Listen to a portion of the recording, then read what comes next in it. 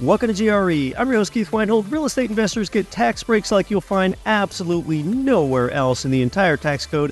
It can help you to legally work the tax system like you're a billionaire and actually work your way toward becoming a billionaire. Today on Get Rich Education. You're listening to the show that has created more financial freedom than nearly any show in the world.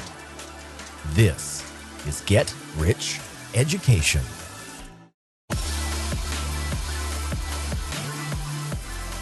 Welcome to GRE, from Belgrade, Serbia to Bellingham, Washington, and across 188 nations worldwide with 5.2 million listener downloads. I'm your host, Keith Weinhold, and this is Get Rich Education. Yeah, you're back at that abundant place, and you gotta be, because the scarcity mentality is abundant and the abundance mentality is scarce. So be frugal with your time, not your money. You can afford to be, because you live by the mantra that financially free beats debt free. Throughout our 9 years of weekly shows here, Waiting in the Wings is just the third ever expert tax guest we've had on the show. The other two are Tom Wheelwright and Kristen Tate. You meet the third one in a few minutes here. I am spending the first half of this month in Denver, Omaha, and then Chicago, checking out real estate markets and more. Before we talk taxes, home prices have risen this year, just like they do most years, and they expect to stay elevated. I've talked before about all those reasons why, demographic and supply demand and all of that, but why else are houses permanently more expensive today than they were decades ago, even when adjusted for inflation in some cases? Well, it's not all the dollars given to people during COVID or anything like that. It's just the fact that houses are bigger and more complicated than they were in the 1970s and 1980s. I mean, they used to build houses that were just 1,000 or 1,500 square feet. I mean, often it would be like a 3-bed, 1-bath house with a 1-car garage. That used to be sort of the suburban staple. Well, today it'll often be 4-bed, 3-bath, 3-car garage with things that didn't exist in yesteryear. I mean, today you have things like multiple fireplaces and vaulted ceilings and more overall size and more amenities that would have just been considered a luxury home like 50 years ago. So the home quality is better, and you also have more strict building codes. That leads to things like more insulation or egress windows or different roofs or wiring or HVAC and plumbing, and they've got quartz or granite countertops, even in rentals. That was an unthinkable luxury 50 plus years ago. And also today, it's just more expensive to develop land. It takes years to get approvals for drainage and utilities and roads and environmental requirements. And after all that, all those factors that make U.S. real estate more expensive, the U.S. still has some of the most affordable property prices in the entire world. Now, those changes that I talked about aren't bad. It just makes real estate more expensive, and a lot of times those changes are actually good. It means we have a higher and better standard of living now. And now, seemingly everyone from Warren Buffett with his big investment in home builders to Shark Tank's Barbara Corcoran's bullishness. I mean, all these people have made either bullish bets or bullish remarks on real estate. All these prominent figures, and we are too. In future episodes of the show here, someone whom admits that he's a gloomier guest, he and I are going to produce a fascinating episode on the collapse of American cities. What's happening in some of our inner cities? How bad is it? And how bad will it get? Yeah, we're talking about the collapse of American cities in that episode. And also in a few weeks, I will be in the Keystone State of Pennsylvania for a different fascinating episode. That's when I'm going to sit down with the Honorable Secretary of Banking and Securities for the great state of Pennsylvania. He's in that role from 2020 to 2023. That's a cabinet-level agency there in the state capital of Harrisburg. And my guest for that show there, yes, he was appointed to that position by Pennsylvania's governor. And he also sits on the board of trustees for an Ivy League university, that is Penn, there in Philadelphia. And I'll be sure that the Secretary of Banking and Securities for Pennsylvania, that he understands some core GRE principles here and get his opinion on those. So again, that's the Secretary of Banking and Securities for the great state of Pennsylvania, appointed by the governor, coming up here on GRE. Now, we look down the road into the more distant future here on the show in, well, I guess 31 weeks on Monday, May 6th, 2024. Do you have any idea what that day is? That day is episode 500 of the Get Rich Education podcast, and I'm going to take you on an abundance mindset journey then that I hope you'll never forget. For GRE episode 500, that's on May 6th of next year. So many other great episodes are in the works here for the show. The housing market has momentum. I have a lot of great material that I want to share directly with you. And we really have some of the top guests in the industry.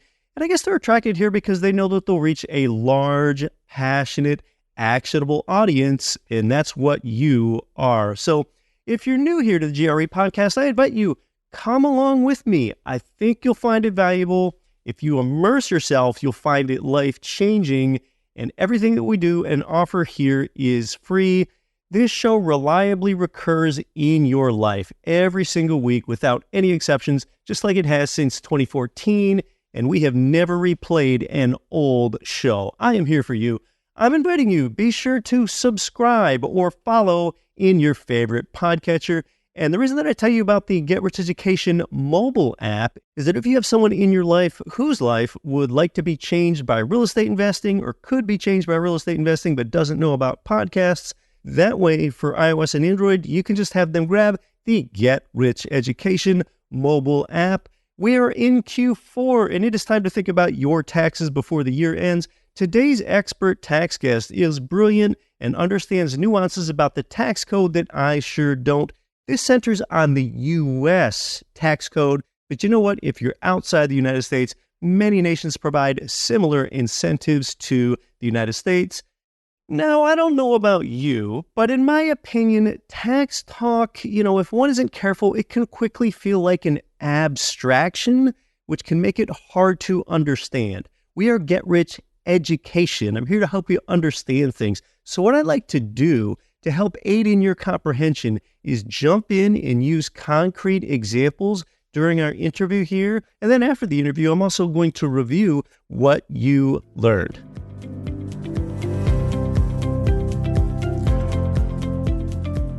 Hey, today's guest is making his GRE debut. He's a tax reduction professional. He caters to real estate investors and small businesses. In fact, he is pretty well known as the tax reduction lawyer. Hey, welcome on to GRE, John Hyre.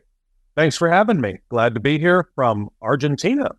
Yeah, you're joining me from a most interesting place today, a place with high inflation and tasty steaks and a lot of other things going on in Argentina today. But back here in the United States, where so much of our listenership is, I want to get into the real estate part and how real estate investors can lower their tax burden shortly. But first of all, just in general, John, every one of us that has an income pays an income tax. Now, Obama had the highest marginal income tax rate at 39.6%. Under the Trump administration, that was soon lowered from 39.6 down to 37. When the Biden administration came into power, a lot of people felt like that 37% rate was going to be raised back up to 39.6, but it was not, and it's still at 37%. So with that context, can you talk to us more about the direction of the marginal income tax rate?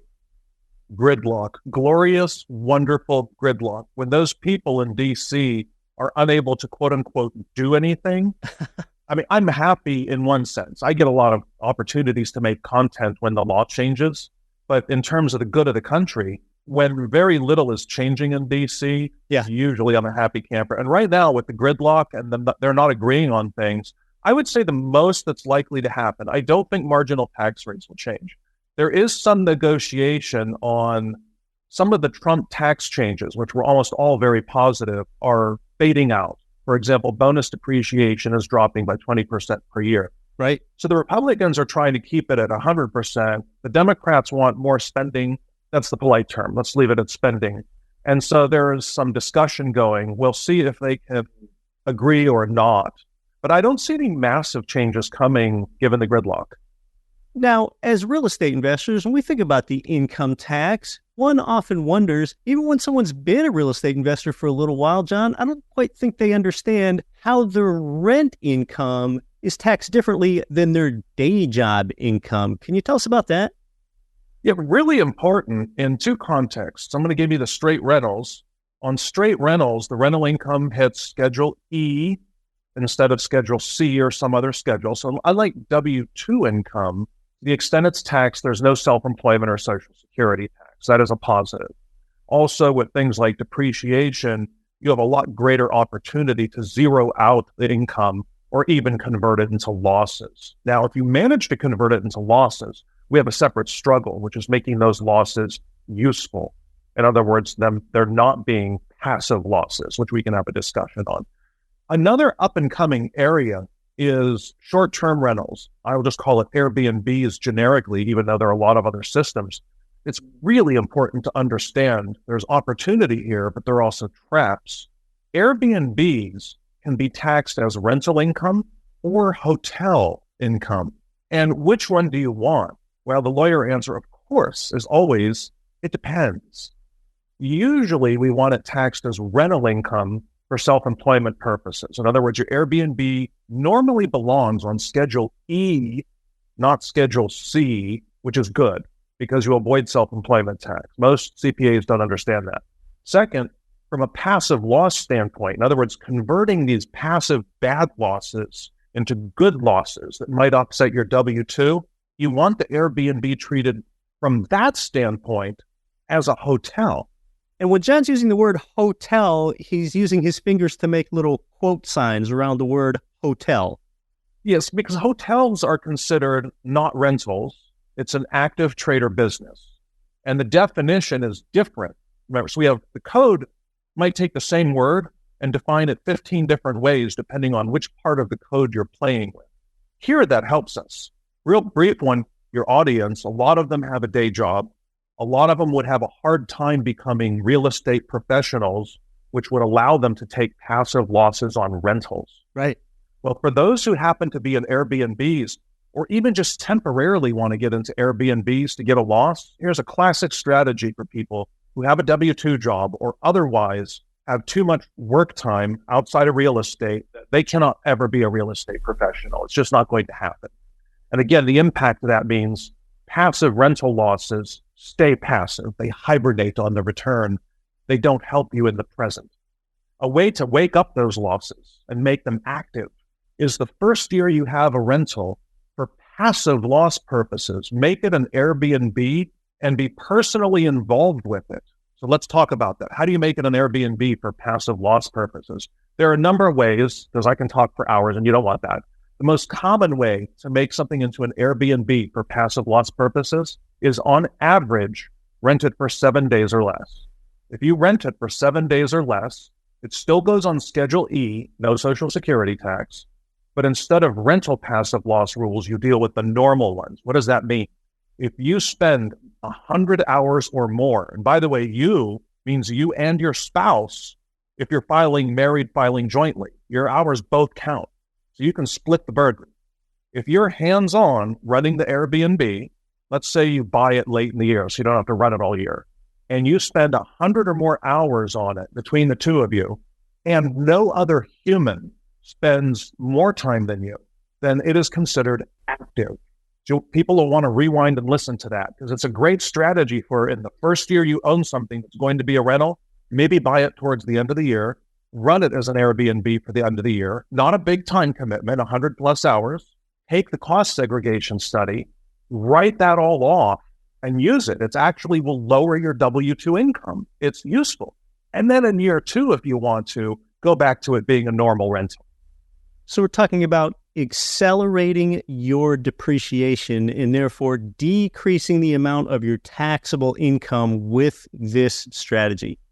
Yep. So the cost segregation study, where the basics of cost segregation, when you hear the term, first of all, you only use it if you can use the loss, right? If the loss is going to be passive, don't do cost seg. It's going to cost you money and get you nuts.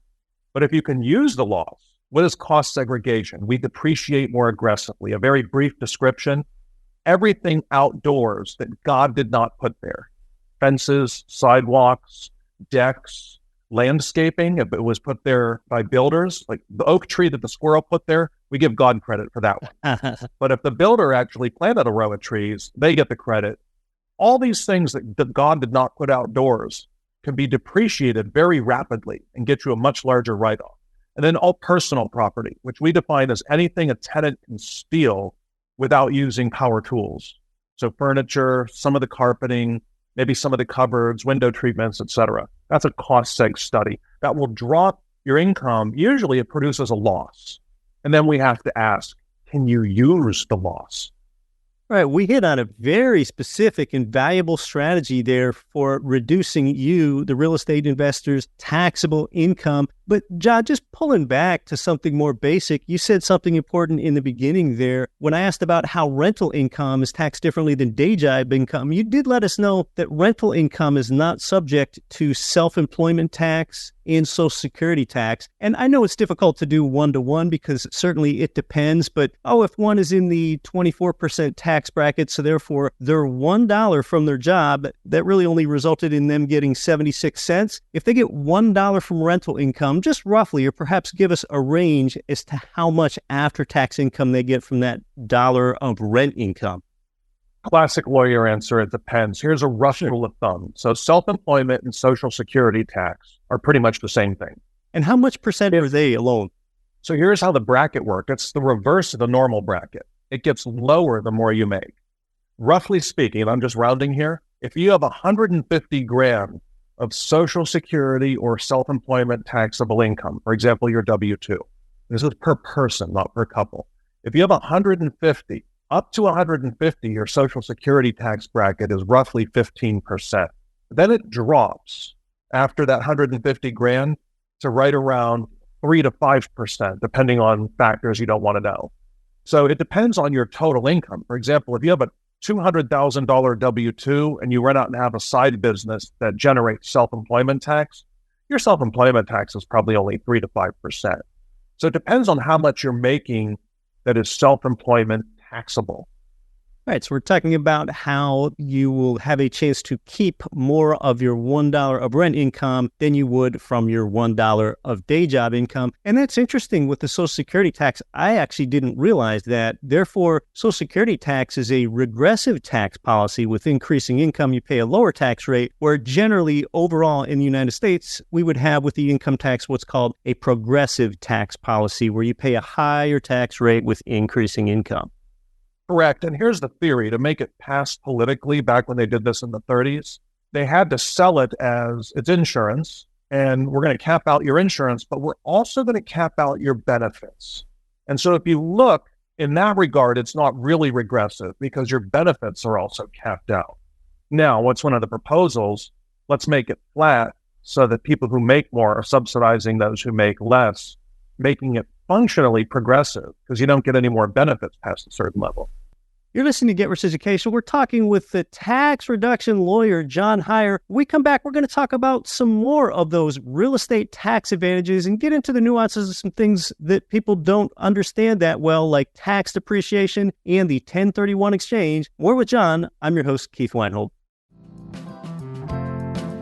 GRE listeners can't stop talking about their service from Ridge Lending Group and MLS 42056. They've provided our tribe with more loans than anyone. They're truly a top lender for beginners and veterans. It's where I go to get my own loans for single-family rental property up to 4plexes. So start your pre-qualification and you can chat with President Chaley Ridge personally. They'll even deliver your custom plan for growing your real estate portfolio. Start at ridgelendinggroup.com.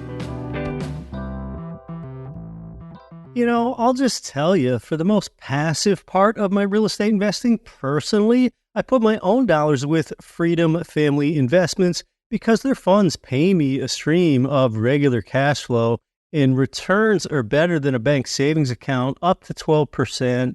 Their minimums are as low as $25K. You don't even need to be accredited for some of them. It's all backed by real estate, and I kind of love how the tax benefit of doing this can offset capital gains and your W-2 job's income. And they've always given me exactly their stated return, paid on time. So it's steady income, no surprises while I'm sleeping or just doing the things I love. For a little insider tip, I've invested in their Power Fund. To get going on that, text family to 66866.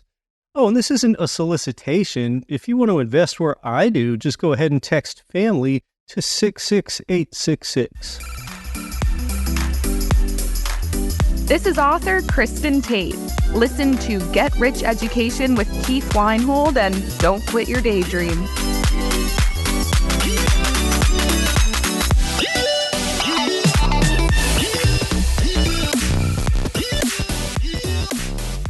Welcome back to Get Rich Education. We're talking with John Hyre, the tax reduction lawyer is how he's known. You can learn more about him at taxreductionlawyer.com. John, as real estate investors, we get some of the very best tax breaks anywhere. In fact, they're so generous that I consider it to be a profit source. And I don't know that you can really say that about taxes in all contexts. I talk about how real estate actually pays you 5 ways simultaneously: appreciation, cash flow, loan pay down made by the tenant. Fourthly is that generous basket of tax benefits that we'll discuss. And then fifthly is the inflation profiting benefit that you get on the long-term fixed interest rate debt. But coming back to the fourth one, the tax advantages, really the 2 big ones that I predominantly think of that quickly come to mind for a lot of us are tax depreciation, which is a deduction that reduces the investor's taxable income, and the 1031 exchange, meaning that we can defer all of our capital gains tax all of our lives, which is incredible. But do you want to touch on the tax depreciation portion first, John, and tell us why that's so integral and valuable to real estate investors?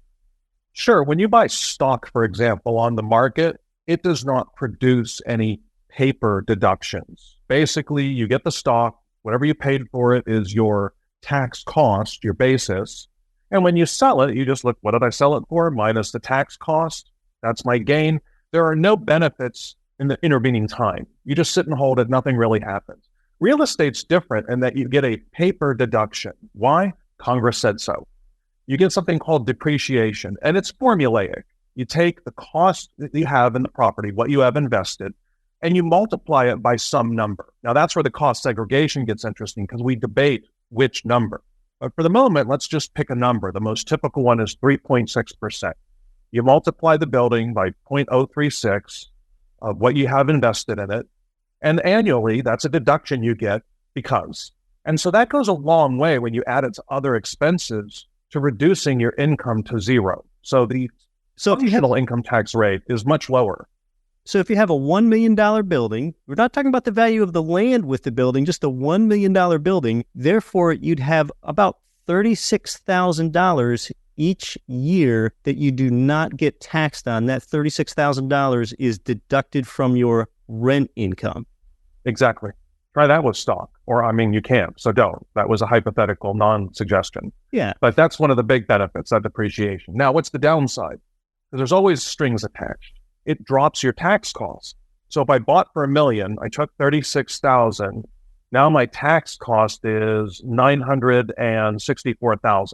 And so when I sell, if I sell, we'll get into that, I have a larger gain. So there's a trade-off. Now, in fairness, one of the other benefits of rental real estate is if you do sell for cash and you choose to pay taxes, we're going to talk about an alternative. If you choose to pay taxes, the tax rate on selling real estate are almost always, 98% of the time, lower than your normal tax bracket. So even if you sell after getting this depreciation benefit, the bracket is almost always considerably lower than your normal income, which is nice. I don't want this point to be lost on people. With that example I give of the $1 million building that you buy and the fact that, say you get $100,000 of rent income from that, you'd only be taxed on $64,000 worth because you're able to deduct 3.6% of the value of the $1 million building against your rent income. And that $36,000 deduction, typically with a lot of other investments, in order to get that deduction, you would have to make a $36,000 expense. Like, for example, buying a new heating system for the building. But no, you don't have to buy a new $36,000 heating system for the building where you might qualify for that that deduction. It's just the magic of appreciation. You can just take this $36,000 deduction out of thin air because the tax code says that you can. Yep, it's pretty much automatic. In fact, the code says you have to take it. That's right. I have learned that. The tax code actually says you must take this benefit, and who wouldn't want to do that? Would there be any situation in which someone would not want to do that, John? Yes, if they're going to sell later on, or if they're going to sell in the comparatively near future. Let's say they're going to buy and hold rent for 3 years, and they're going to sell after 3 years. Taking the depreciation, if it did not help them, let's say it created a passive loss, raises their bracket a little bit when they sell in 3 years. Now, it's still lower than your normal bracket. It's just not as much lower as you would like. So yeah, there are a few spots where people resist taking depreciation. It's pretty rare, but it happens.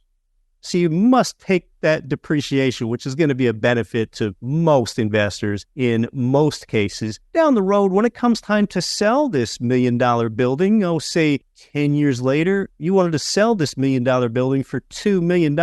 I'm certainly oversimplifying here, but say that gave you a $1 million gain because you bought it for $1 million and you're selling it for $2 million down the road. We have something known as the 1031 exchange. It's called the like-kind exchange. It's also known as a tax-deferred exchange. Tell us more about the 1031 exchange when it comes to selling this example building 10 years down the road for $1 million more than what you bought it for. If you want to avoid paying tax, here's the basics, and then we'll get into a little bit of the process. The basics are you're swapping one house for another, but you don't have to direct swap. It's not barter. You don't have to go find someone who wants your house and you happen to want their house. That's just not practical. Rather, you sell your house. The money goes into the hands. This is really important. Of what's called a qualified intermediary. There are tons of them, and that's pretty much a commodity at this point. So they're not that expensive. The money has to go in their hands. If you touch the money with your hands, it becomes dirty money and it's taxable.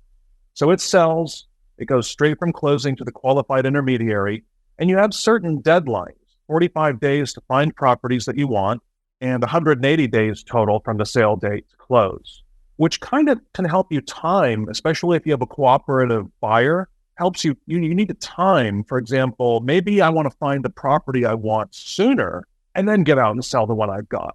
And you can do it in reverse order. You can go buy a property and then sell something afterwards and say to the government, listen, I want the funds from this later sale to apply to this prior purchase. A reverse exchange. Yeah, reverse exchange. And there are some creative games we can play with reverse exchanges. They're looser, rule-wise, than the normal ones. I enjoy those. A 1031 exchange, such a benefit where you can defer your capital gains tax. Say in this example, you had $1 million then that would be subject to the capital gains tax, which is going to be a rate of 15% or more. And if you don't do a 1031 exchange, you have to pay back to the government all at once that tax depreciation that we discussed earlier. So there are actually consequences. It's going to feel like there are consequences to not doing a 1031 exchange. So you kind of get your money trapped in this real estate game. It might be the best place to have it, but that's something that I think investors need to understand for the long term. And it's the classic strategy, 1031 until you die. Now, what typically occurs with investors in the life cycle, they want a little more time. So they start 1031ing into more passive type investments, whether it's with a management company or a property that by its nature tends to be a little bit more passive. But the object is to die and not sell. I'm not suggesting everyone go out and die right away. That's great tax planning, but in terms of, reality, it's not so great. But if you 1031, let's give an example. You bought for $1 million. Many years later, it's worth $10 million. Your basis on the property is $100,000 because you've depreciated it. So if you sell, there's a huge gain. You die. Whoever inherits is going to love you. At least we hope they will, because when they inherit the property that's worth $10 million, their tax cost, their basis at law is $10 million. They can sell the next day with no gain. That's the infamous step up in basis. Right. And the object is to convert the deferral into tax-free. If you defer long enough, it becomes tax-free. That's the goal.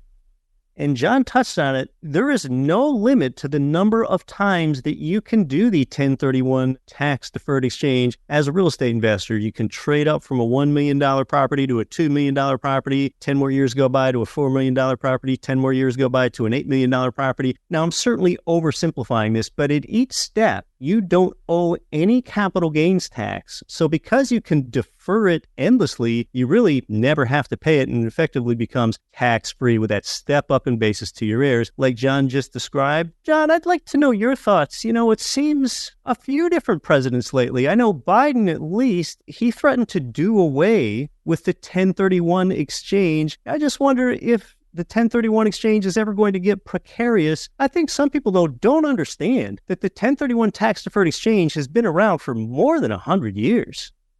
They've been talking about getting rid of the 1031 since the 1930s, and Democratic administrations have threatened to do it since the 1930s. They've never had the supermajority they need to actually get away with it. And even then, they've come close to it.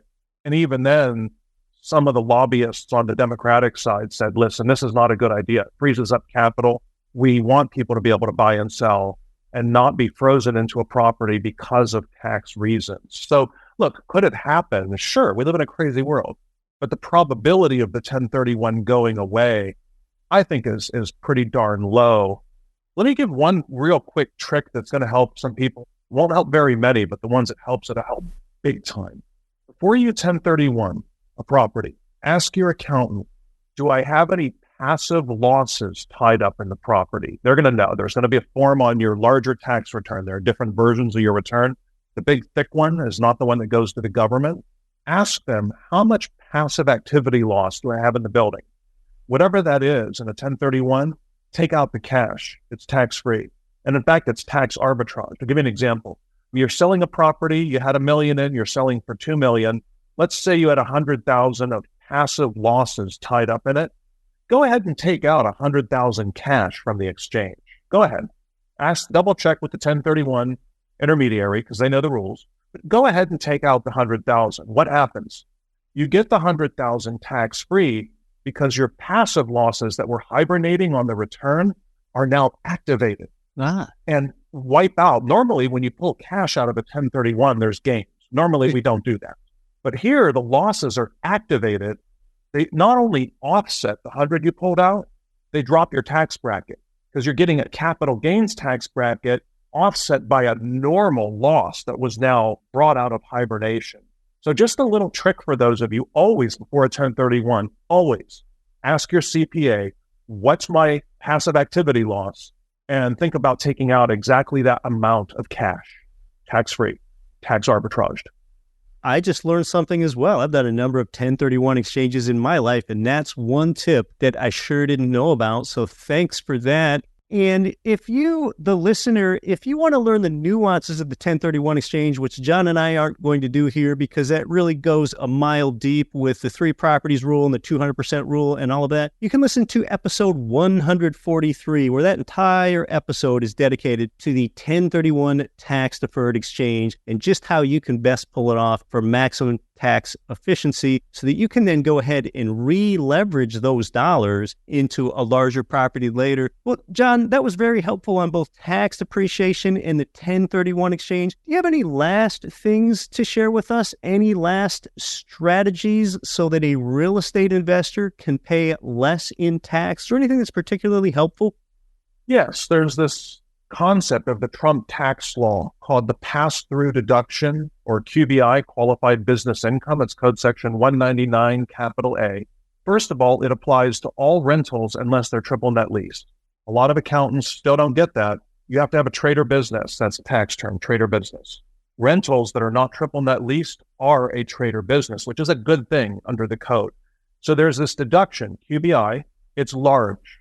If you're showing net income, even after depreciation and everything, QBI is typically 20% of the net income. So if I'm showing $100,000 of net income, I get a $20,000 deduction because Congress said so.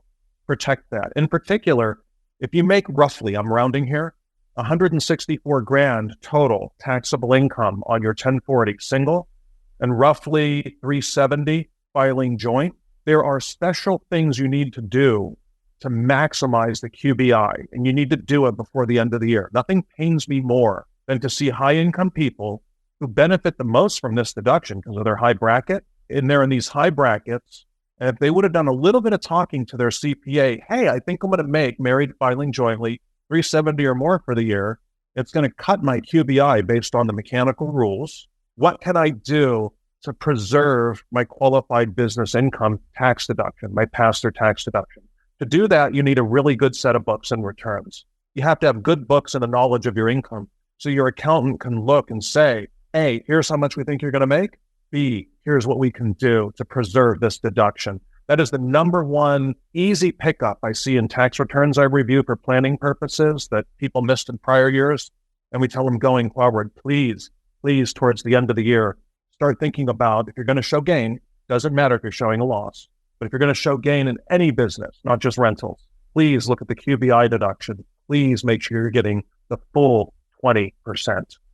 John is an expert at looking at your recent tax returns and pointing it to one area and saying, hey, right there's a quick ROI for you if we change this. And right over there is another quick ROI for you if we change this. Well, John, that's been great with what we can do with the existing tax code to help optimize our situation. But wrapping up here, a lot of people are interested in what's coming down the road in the future. It can be a little bit speculative, but it also can be a proxy for how people and politicians are thinking. And that's, is there anything that the presidential candidates are offering tax-wise it's very interesting, whether that be an RFK Jr. or a Ron DeSantis or a Vivek Ramaswamy or Nikki Haley or anyone else with this potential future direction of where an influential candidate wants to take taxes?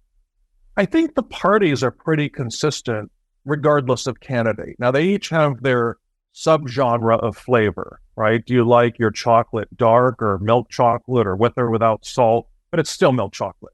So likewise, the Democratic presidential candidates are going to be looking to increase taxes, get rid of what they view as loopholes, and they are aware of real estate having a lot of special benefits and they don't care for it. The Republicans, by contrast, are going to be more for lowering taxes. They are not hostile to real estate. They're generally pro-business, especially pro-small business.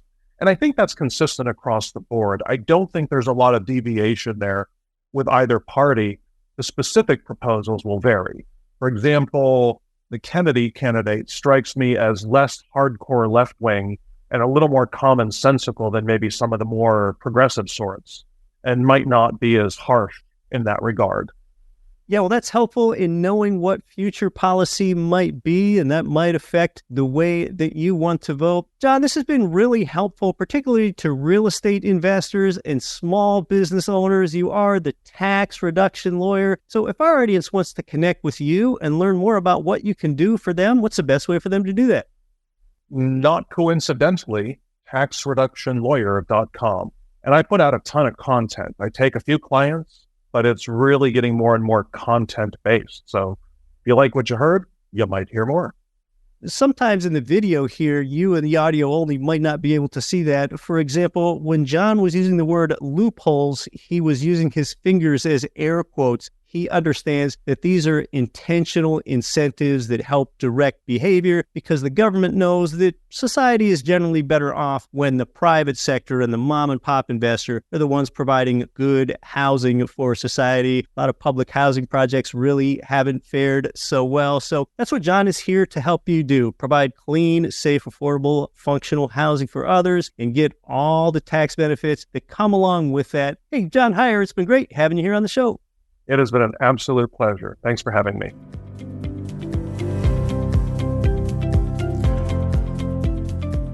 Oh yeah, nice, clear breakdowns from the tax reduction lawyer, John Hyre. I was talking with John Moore outside of our show. He read the entire, some 1,000-page long Inflation Reduction Act that was passed last year. He did that to try to help understand its tax implications for his clients. I was kind of impressed that he had the endurance, I suppose, to read all of it. And I asked him how many members of Congress he thinks read it, and we both answered the question at the same time, 0. To achieve wealth like the top 1%, you must act like the top 1% does, and that might include tapping the expertise of a pro like John. To review what you've learned today with our expert guest, John Hyre, no changes to federal income tax rates are expected. There are ways to lighten the tax burden on your short-term rentals, which you might not be aware of. Your dollar of day job income, that's taxed at a higher rate than your dollar of rent income, because on your day job income, you must pay Social Security and self-employment tax. You don't pay those tax types on your rent income. Real estate tax appreciation is kind of like magic. It means that you can write off a portion of your rent income each year, meaning that you can make it non-taxable even if you don't have a real expense associated with doing that. You learn more about the 1031 tax deferred exchange, and the fact that it will persist as a benefit for real estate investors is highly likely. Again, if you like what you learn each week on the GRE podcast, I invite you to subscribe or follow within your favorite podcasting device. For those non-podcast listener friends you might have, they can try the Get Rich Education mobile app. Everything that we do is free. Until next week, when I'll be back to help you build your wealth, I'm your host, Keith Weinhold. Don't quit your daydream. Nothing on this show should be considered specific, personal, or professional advice. Please consult an appropriate tax, legal, real estate, financial, or business professional for individualized advice. Opinions of guests are their own. Information is not guaranteed. All investment strategies have the potential for profit or loss. The host is operating on behalf of Get Rich Education, LLC exclusively.